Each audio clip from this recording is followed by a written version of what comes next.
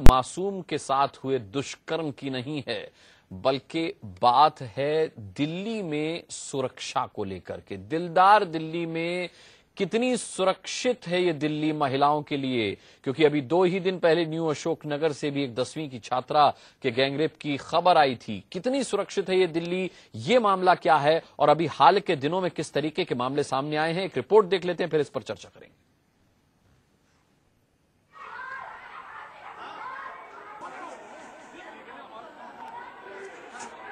Entry है दिलदार Delhi, announce कर दूं, दिलदार दिल्ली। वो दिल्ली की पहचान हो जाएगी। अरे काहे की दिलदार दिल्ली, किस बात की दिलदार दिल्ली?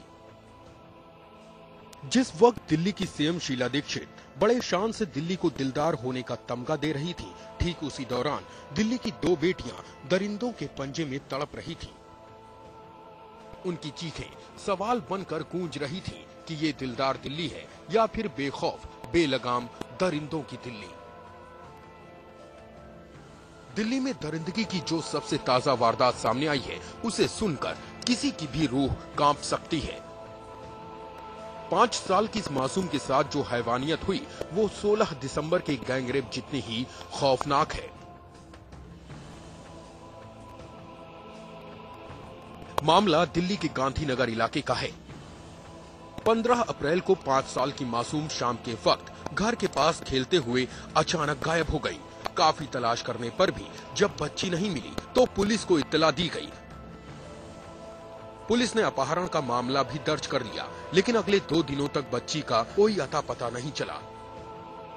17 अप्रैल को पड़ोसी के घर से अचानक बच्ची के रोने और कराहने की आवाज सुनाई दी। बच्ची के घर वालों ने कमरे का ताला तोड़ा तो वहां मासूम जान खून से लथपथ पड़ी थी। उसके हाथ पैर बंधे हुए थे। आनन फानन बच्ची को अस्पताल में भर्ती कराया गया।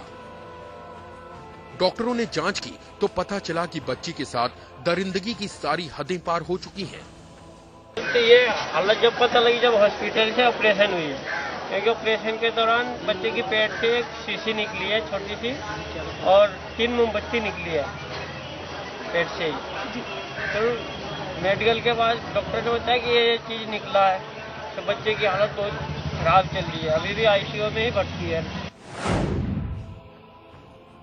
अभी तो दिल्ली की शर्मसार कर देने वाली दिलदारी के एक सच से आप रूबरू हुए हैं। बर्बरता का दूसरा सच भी सुन लीजिए। दिल्ली के न्यू अशोकनगर में 10वीं की छात्रा को स्कूल जाते वक्त अगवा किया गया। स्कॉर्पियो सवार 3 लोगों ने छात्रा को जबरन गाड़ी में बैठाया और सरोजनी नगर इलाके के एक फ्लैट में ले गए। फिर गैंगरेप के बाद तीनों दरिंदे लड़की को सरोजनी नगर में छोड़कर फरार हो गए। किसी तरह लड़की अपने घर तक पहुंची और घर वालों को घटना के बारे में बताया। लगता चाचा का लड़का लगता है जी, 1 साल पहले 1 साल से लड़की को तंग कर रहा था।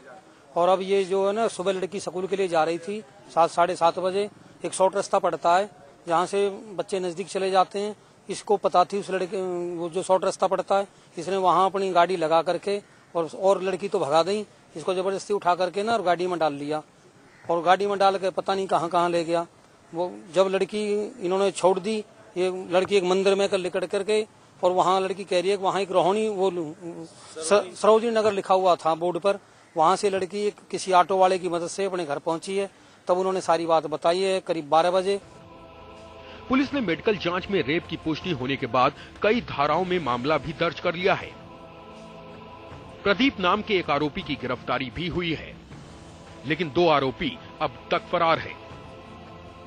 हो सकता है कि कुछ दिन में उन्हें भी गिरफ्तार करके पुलिस अपनी पीठ थपथपा ले, लेकिन जरा सोचिए कि एक तरफ जहां पूरा देश कन्याओं को देवी की तरह पूज रहा था, ऐसे में देश की राजधानी दिल्ली में लड़कियों के साथ रेप की 2 वारदातें दिल्ली को लेकर ये सवाल तो खड़े करती ही हैं कि ये दिलदार दिल्ली है या फिर दरिंदों की दिल्ली।